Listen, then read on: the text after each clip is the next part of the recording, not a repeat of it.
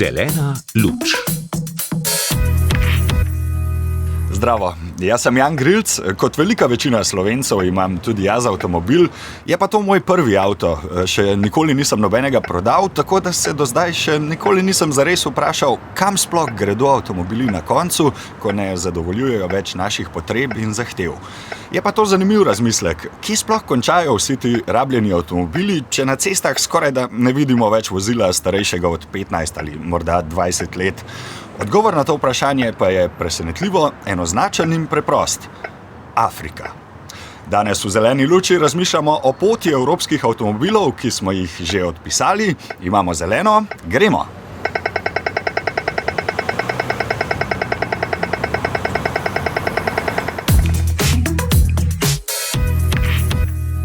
Tokrat torej razmišljamo o rabljenih avtomobilih, pri tem pa nam bo pomagal naš strokovni sodelavec v Zeleni luči, Andrej Brglez. Andrej, zdravo. Lep pozdrav, živijo. V Sloveniji je povprečna starost registriranih avtomobilov približno 11 let. Kdaj si recimo ti vozil na zadnji avtomobil, ki je bil starejši od 20 let? Pa sem na različnih predstavitvah, ko nam pokažejo recimo kakšne davne prednike modelov, ki jih danes predstavljajo, ker pri prodaji novih avtomobilov se pogosto zatečejo v to, da romantične slike iz preteklosti rišejo, ker so to seveda kupci danes nekoliko starejši, ki se spomnijo tistih modelov. Ja, seveda. Ampak v današnji oddaji bomo razmišljali o povsem nekako drugačnem prometnem okolju, kot je naše, takem, ki se šele dobro začenja razvijati. V Afriki naj bi bilo do leta 2050 4-krat ali 5-krat več avtomobilov, kot jih je danes. Nobena druga svetovna regija ne bo rasla s tako hitrostjo. Težava pa je, na kakšen način se njihova flota širi. Andrej, na tvoj predlog sva za to oddajo poklicala v Nigerijo. Zakaj prav tja, kako si v bistvu sploh prišel na to idejo? Na idejo sem prišel, ker sem govoril z vodjo projekta pri Združenih narodih prav za trajnostno mobilnost, ki tudi sam veliko časa preživel v Afriki. In se ga je to zelo osebno dotaknilo, sva potem kar nekaj časa še ob kavi sedela in se pogovarjala o tem. Bilo je to v Afriki, v Ruandi, ki je mlada, zelo živahna, tudi v smislu mobilnosti država. In naj je to še nekoliko bolj, kako se ne rečem, dotaknilo. In ko je enkrat mi povedal, skozi kakšne procese so Združeni narodi šli in njegov oddelek, pri tem, da so sploh prišli do podatkov, koliko avtomobilov gre iz Amerike, Evrope in v spodnjem delu Afrike, južnem iz Japonske, koliko avtomobilov se pravzaprav spravi na ta kontinent, je že to bil zelo, zelo velik zalogaj. Ko pa so se enkrat pojavile številke, potem pa je bilo jasno, da gre za res zelo velik problem. Tako okoljski, kot seveda s prometno-varnostnega vidika, pa jaz bi dodal tudi moralnega. Ne? Seveda. Govorila sva z Jane Akumu, ki živi v Nigeriji, dela pri okoljskem programu Združenih narodov in je del oddelka za trajnostno mobilnost, dela pa predvsem na projektih, ki se ukvarjajo z uvozom rabljenih avtomobilov v Afriko. In kot si že omenil, Andrej, te številke so res velike. Uvodoma sem jo prosil, če nam malo pojasni obseg tega problema. Majority of the African countries rely on used vehicles for additional fleet. And it wasn't very easy to get that information. Večina afriških držav se zanaša na rabljena vozila za širitev voznega parka, a teh informacij ni bilo enostavno pridobiti.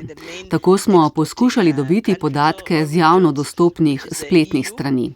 Kar smo ugotovili je, da je bilo od leta 2015 do leta 2022 v 8 letih izvoženih približno 23 milijonov rabljenih vozil. Glavne izvozne države ali regije pa so Evropska unija, Japonska, Južna Koreja in Združene države Amerike. To so veliki izvozniki. Če pogledate regionalno porazdelitev izvoza rabljenih vozil, bi rekla, da Zahodna in Severna Afrika predvsem uvozita rabljena vozila iz EU zaradi položaja volana, bodisi na levi, bodisi na desni strani. Vzhodna in Južna Afrika pa večinoma uvozita vozila vozila iz Japonske.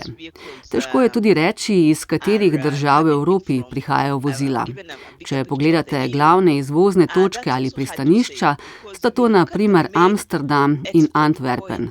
Vozila prihajajo iz vseh držav Evropske unije v ta pristanišča za izvoz. So vehicles are coming from all over, the EU countries to these ports for exports. Jane Akumu ob tem opozori tudi, da je Afrika v bistvu daleč največji uvoznik rabljenih avtomobilov iz Evrope. Pregledali so 10 držav, ki uvozijo največ rabljenih avtomobilov iz Evropske unije, kar 6 jih je v Afriki. What I would say is that for Africa, the economies are growing.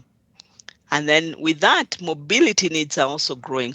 Afriška gospodarstva se krepijo in z njimi rastejo tudi potrebe po mobilnosti. Te so v afriških državah še posebej izrazite zaradi zelo slabe javne prevozne mreže, ki ni učinkovita in je večinoma neformalno urejena. O povečanju dohodka vsak hoče kupiti avto, da bi si izboljšal mobilnost. Tako da opažamo zelo velik porast vozil. In kot sem omenila, večinoma so rabljena vozila. Če pogledate na primer državo, kot je Nigerija, več kot 80% na novo ustvarjenega voznega parka so rabljena vozila. Gambija ima skoraj 100% vozil, ki se dodajajo v floto, rabljenih. V Keniji je teh 95%. Torej, zelo velik delež. Težava je, da večina afriških držav dejansko nima močnih standardov za regulacijo teh rabljenih vozil. Kaj to pomeni? To pomeni, da večina afriških držav uvaža zelo slaba rabljena vozila. It means very poor quality used vehicles are being imported by majority of the African countries. Andrej, to so kar šokantno visoke številke. Kako jih v bistvu razumeti? Mislim, jaz potem, ko sem govoril z Robom de Youngom, ki vodi ta projekt pri Združenih narodih, sem potem kar res zagrizel v to problematiko in kar nekaj časa študiral podatke, tudi on mi dal koristne povezave, da sem lahko skupaj si neko sliko ustvaril in jaz si jo razlagam na tak način. Mislim, mimogrede, tudi Slovenci to zelo dobro poznamo. Naši rabljeni avtomobili so včasih v Jugoslaviji končali v naših južnih republikah, od tam so šli v Turčijo, pa potem naprej in na koncu končali v Afriki. Zdaj se produkcija avtomobilov tako izrazito povečala, da je pot se skrajšala. Avtomobilov tukaj v bistvu seveda še vedno grejo tudi na Balkan, ampak tudi iz naših krajev, pa iz Češke, Poljske in tako naprej, potujejo tudi naravnost v Afriko. Ampak sam bolj to sliko vidim kot v bistvu neko evolucijo. Zaradi tega, ker moramo vedeti, da je avto v bistvu 100 let za nami. In da tudi prvih recimo 50 let je produkcija avtomobilov v primerjavi z današnjo pravzaprav skoraj čisto minimalna. Skoraj da zanemarljiva. V bistvu, zadnjič sem naletel na zanimiv podatek, da izmed vseh avtomobilov, ki smo jih izdelali v zgodovini na celem svetu, jih je 45% še vedno na cestah in v uporabi. Se pravi, danes jih proizvajamo toliko več, da je tistih prvih 5-6 desetletij proizvodnje praktično zanemarljivih. Prav zaradi tega se mi zdi, da je to pač zgleda, mislim, da je potrebno gledati skozi nek evolucijski cikel. In da danes smo z tako produkcijo že prišli na 1,4 avtomobilov na planetu, mimogrede na 1,2 milijona v Sloveniji. In to nas pripelje do tega, da v Ameriki je približno 860 avtomobilov na 1000 prebivalcev, v Evropi 640 na 1000 prebivalcev, v Afriki 50, 60 in tako. Afriko, mi ko rečemo Afrika, vidimo eno, ampak znotraj Afrike so izjemno velike razlike. Torej, kaj lahko potegneva? Da vse te države gledajo proti Ameriki in Evropi. Oni bi tudi radi imeli 500, 600, pa 700 avtomobilov na 1000 prebivalcev, pa ne samo, da bi jih radi. Tudi jih bodo, zato ker se bojo gospodarsko okrepili, pa zato, ker nimajo drugih pravzaprav alternativ. Ko mi govorimo o tem, še posebej v Evropi, da bi radi zmanjšali število avtomobilov, govorimo sočasno o tem, da bomo gradili hitre železnice, hyperloope, vse možne druge možnosti uvajamo v to, da bi spremenili svoj življenjski stil v zelo urbanem okolju. Ko pa pridemo v Azijo, v Afriko, je pa seveda točka preloma zdaj tam taka. In prav to smo takrat v Ruandi govorili. Ali bi se Afrika lahko izognila težavam, ki jih mi v Evropi že poznamo, se pravi urbanizaciji, ki te v bistvu na nek način pelje v rabo samo avtomobila. Ki te priklene na Priklenete v avto, ja. Z znanjem, ki ga danes oni lahko imajo, bi lahko preskočili to zanko in se ujeli v avto in šli, že kar preskočili to fazo in šli v javni potniški promet in tako naprej, a ne? Ampak žal, ne, trenutni trendi ne kažejo na to. Avto je rešitev trenutnih problemov in človek vedno gleda k trenutnemu problemu, ne k tistemu, ki ga bo mogoče imel čez 20 let. Ja, se pravi, zdaj rešujejo svoje aktualne probleme v Afriki z mobilnostjo, predvsem z uvozom rabljenih avtomobilov. Odkot je zrasel ta sistem? Ni nastal iz nič. Ne, ni posel. To je zelo, zelo, zelo velik posel. Veliko tudi afriških podjetij na ta način živi. Kar je mene bolj presenetilo, pravzaprav, ne bom rekel presenetilo, saj to je ekonomija obsega, ne, da Kitajska je za svoj zelo pomemben trg si vzela Afriko. Ne? In ne samo zato, ker iz tam črpa rudnine za svoje električne avtomobile, ampak tudi kot zelo obetajoč trg za nakup njihovih avtomobilov. In zdaj sta se zgodila pravzaprav v istem trenutku dva momenta. Ne? Eno je, da predvsem Evropa, bistveno bolj kot Amerika, se ukvarja tudi s tem moralno težo avtomobila. In sama pravi, ni prav, da izvažamo take avtomobile in postavlja svoje gabarite, da ne bodo smeli iz evropskih pristanišč v Afriko, kamorkoli na planetu, avtomobili, ki nimajo nekih minimalnih standardov, okoljskih in varnostnih. Pa predvsem sploh sledljivost, kaj se je s tem avtomobilom dogajalo. Če bi se dalo toliko vzpostaviti sledljivost tudi v Afriki, bi bilo še toliko boljše, ker bi se potem cel življenjski cikel avtomobila lahko spremljal. No, ampak hkrati pa Afrika se že tako hitro postavlja na nogo, da njihovi uvozniki, afriški, že niti ne želijo uvažati 20 let starih avtomobilov iz Evrope, ker je z njimi več težav, kot pa z relativno mlajšimi kitajskimi, ki bojo lahko v naslednjih letih dobivali zelo ugodno. Se pravi, tukaj bojo oni se lahko bistveno hitreje z avtomobili opremili kitajskimi, kot pa z našimi evropskimi starimi. Kar pa spet pelje v tisto, da bojo avto imeli več, kot bi si recimo jaz mislil, da je bolj pametno v smislu mobilnosti in okolja. Tako, ja. Tako. No, ampak seveda sistem je tak, kot je trenutno in bistvene so seveda posledice takega sistema. Te lahko razberemo že iz enega podatka. V Afriki vsako leto na cestah umre skoraj 250,000 ljudi. Jayna Kumu sem prosil, da nam opiše posledice praktično nenadzorovanega izvoza zelo rabljenih avtomobilov v Afriko. The study that was conducted by Netherlands, for example, showed that the average mean age of vehicles being imported. Študija, ki jo je izvedla Nizozemska, je pokazala, da je povprečna starost vozil, ki se uvažajo ali izvažajo iz nizozemskih pristanišč, 18 let. Torej, vozila stara okoli 20 let šele začnejo svojo življenjsko dobo v Afriki. Pravzaprav še starejša, ker smo v študijah opazili tudi vozila stara 30 ali 40 let, ki so bila uvožena in so začela svojo pot po Afriki. Posledično tam opažamo zelo visoke emisije. V mnogih mestih se onesnaženje povečuje, ob tem pa tudi zdravstveni vplivi teh onesnaževal. Vidimo tudi velik izziv na področju varnosti. Če pogledate število vozil v Afriki, je to najmanjše na svetu v primerjavi z drugimi celinami. Približno 2% vseh vozil na svetu se nahaja v Afriki. Vendar pa Afrika beleži najvišje število prometnih nesreč in smrtnih žrtev na svetu. Mnoge afriške države še vedno nimajo dobre infrastrukture, soočajo se z zastoji in zelo omejenim gibanjem. Vse to negativno vpliva na Afriko. Countries actually moving towards, gridlocks, very little movement. So it is impacting Africa on a negative way. Posledice za Afriko so torej slabe, tega ni bilo težko predvideti, ampak kako jih sploh obravnavati? Because we have already also started to engage with exporters. Začeli smo sodelovati z državami izvoznicami rabljenih vozil in jih skušali prepričati, da je treba uvesti minimalne regulacije, ki bi zagotovile kakovost rabljenih vozil. Nekatere države se temu upirajo, ker gre za velik posel, ki prinaša ogromno denarja.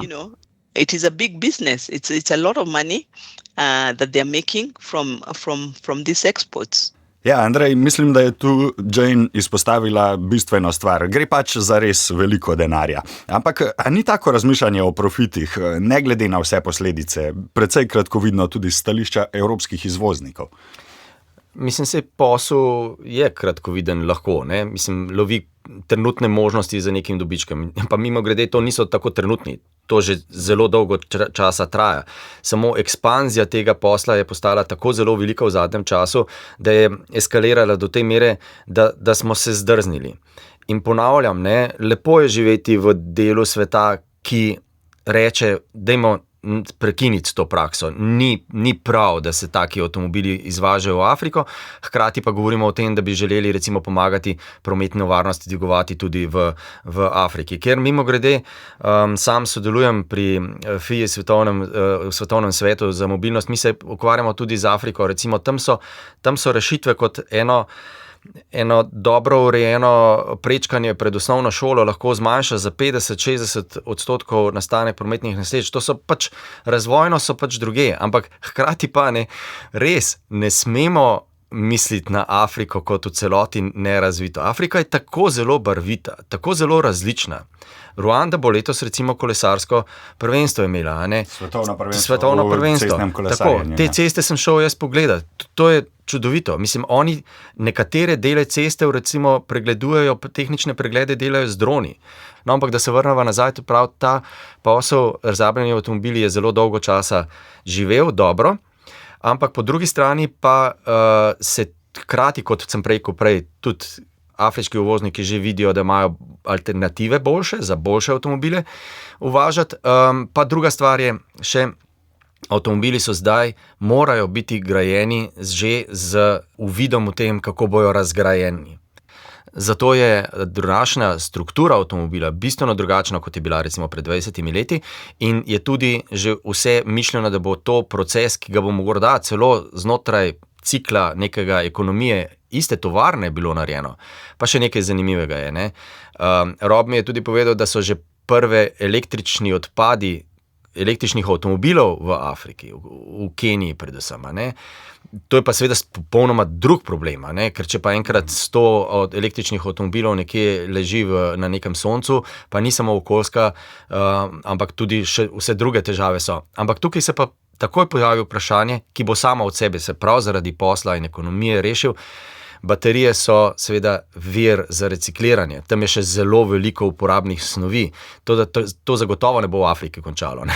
Afrika je dala te surovine, od tam so bile odpeljane nekam drugam in potem bojo tam drugje tudi verjetno recikliranje in ponovno uporabljanje. Tako da pri električnih avtomobilih, kakršnakoli že elektrifikacija bo in kolikor že bo električnih avtomobilov, se bo pa zagotovo bolj sledilo temu, kam gre avto in kako konča, prav zaradi tega, ker bo vrednost za tistega, ki bo lastnik baterije, tako zelo velika. Ja, razmišljati je torej treba o prihodnosti. Jane Akumus sem vprašal še, kaj mora v bistvu storiti Evropa, da ne bo Afriki nakopala še več problemov s svojimi, lahko jim rečemo, tudi odpadki. To ni enostavno, ampak v bistvu za nas najpomembnejše vprašanje. Če pogledamo predlagano zakonodajo Evropske unije o koncu življenjske dobe, ki je zelo ključna za preprečevanje izvoza zelo slabih avtomobilov, bi bilo to koristno tudi za EU. Ko je bila ta zakonodaja dejansko predlagana, je Evropska komisija ocenila, da bi z njo ustvarili približno 1,8 milijarde evrov v obliki delovnih mest, ravnanja z odpadki in reciklažne industrije. Mislim, da bi bilo dobro tako za Evropsko unijo kot za Afriko, če bi bila ta zakonodaja sprejeta. Andrej, kaj predvideva omenjena zakonodaja o koncu življenjske dobe? Predvsem sledljivost, pa seveda postavlja standarde, kateri avtomobili sploh smejo iti iz Evropske unije, tako okoljski, se pravi euro standardi, pa tudi varnosti. S tem se začenja neka pomembna pot, še posebej v tem okoljskem pa varnostnem smislu, ampak tudi sledljivost. Tako da Evropa je tukaj stopila na pot reševanja tega, tako kot se to tudi mora delati, tako da vsekakor pohvalno in upam, da bo tudi sprejela te zakonske okvire. Zdi se, da bo sledila Japonska. Tukaj sva Japonsko popolnoma prezrla, ampak Japonska je izjemno velik izvoznik v Južno Afriko svojih avtomobilov. Kitajska bo v naslednjih letih tudi, ne. Na Kitajskem je še notranji trg tako zelo lačen, ampak ne glede na to, Afrika je njihov prvi plen, absolutno. Amerika pa vprašanje, če se bo s tem ukvarjala. Mislim, vsaj trenutno ne vidim. No. Ja, trenutne politike ne nakazujejo take smeri, da bi se ukvarjali s problemom izvažanja rabljenih avtomobilov. To nedvomno, ne? Imam pa, so se pa njihovi sosedi. Mehika je pa rekla, da ne želi več odpadek za njihove odslužene ameriške avtomobile biti, tako da če se Amerika s tem ne ukvarja, se pa okrog njih ukvarjajo s tem. Ne? In Mehika je že jasno rekla, da se ne uvažajo taki avtomobili več v Mehiko in je s tem se že zaprla neka pot. Zdaj, ja, to pomeni, da bojo iz Amerike jih izvažali v Afriko, verjetno ja, ker je to poslovni model, ne. Seveda, in kot sva omenila že danes, izjemno sporen poslovni model, ki ima zelo veliko posledic, sploh za afriško celino, ne toliko za tiste, ki te avtomobile izvažamo. Andrej, se pravi, Afrika mora gledati naprej proti drugačni prometni prihodnosti, kot je njena prometna sedanjost? Ja, ampak Afrika gleda tako, kot smo gledali pač mi. Želi si avtomobilov, potrebuje jih in to trenutno je to, kamor tudi gre. Seveda se ne bo prekinilo jutri, uvažali bojo še veliko rabljenih avtomobilov. Odstotki rabljenih avtomobilov po nekaterih državah so izjemno veliki, prek 90% takih avtomobilov je na njihovih cestah.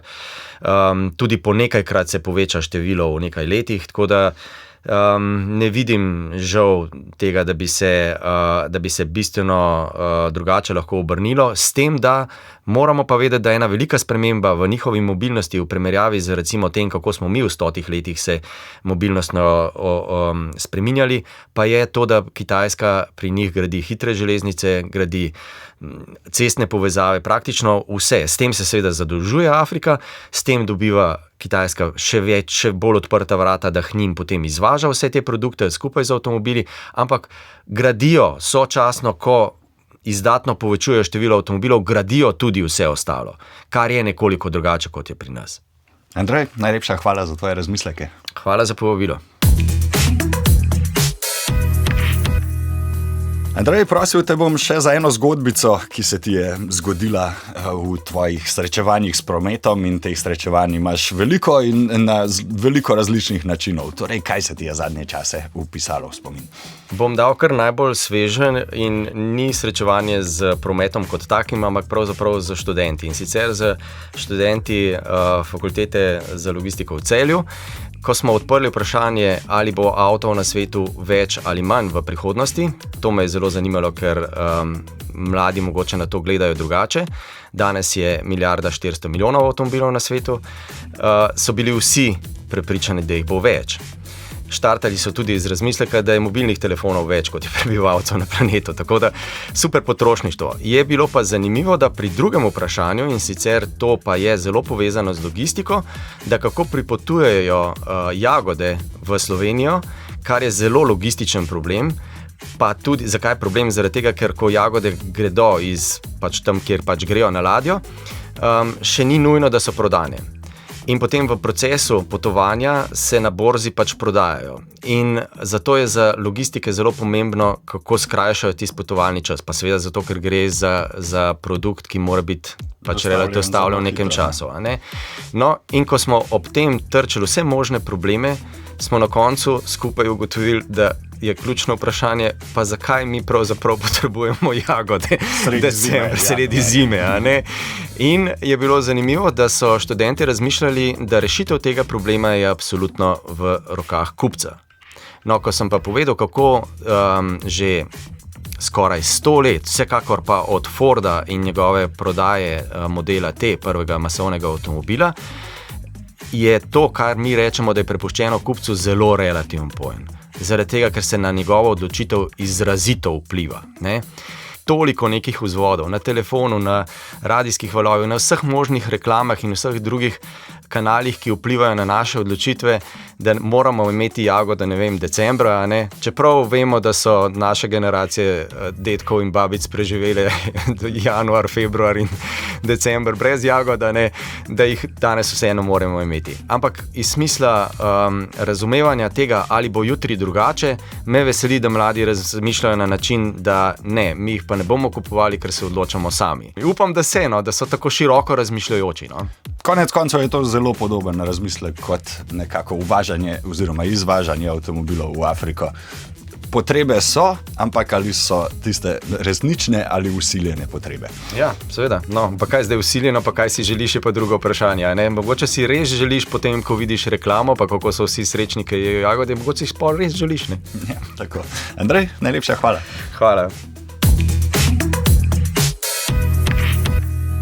Naš strokovni sodelavec Andrej Brglez je v tole malo drugačno zeleno luč dodal še zgodbico oziroma izhodišče za razmislek, vi pa vaše zgodbe in priporočila lahko prispevate na jan.grilc@rtvslo.si. Skozi še eno zeleno luč smo se zapeljali, naš cilj je bila tokrat Afrika. Želeli bi se sicer pripeljati bolj varno ter moralno in okoljsko sprejemljivo, ampak ekskurzija je vseeno odprla nekaj novih vpogledov v to prometno, hitro razvijajočo se celino. Jan Grilc vam do prihodnjič želim čim več zelenih luči na vaših križiščih. Pozdrav! Zelena luč. Podcast o mobilnosti 21. stoletja.